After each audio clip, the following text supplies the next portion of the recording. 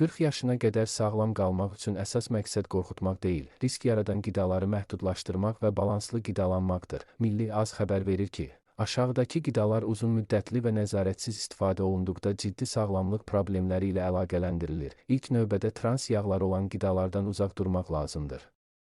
Fast food, margarin, hazır şirniyyatlar, paketlənmiş peçenye və bulkalar ürək-damar xəstəlikləri riskini artırır. Həddindən artıq şəkər tərkibli məhsullar da təhlükəlidir.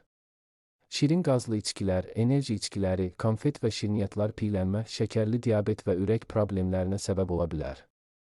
Emal olunmuş ət məhsulları risk qrupuna daxildir.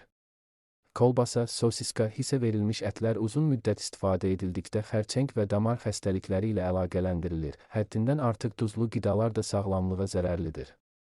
Çipslər, duzlu qəlyanaltılar və konservlər yüksək təzyiq və böyrək problemlərinə yol aça bilər. Spirtli içkilərin tez-tez qəbulu qaraciyər, ürək və sinir sistemi üçün ciddi risk yaradır.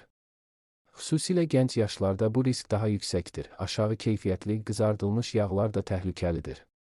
Dəfələrlə istifadə olunan yağlarda zərərli maddələr yaranır və bu maddələr damarların zədələnməsinə səbəb olur.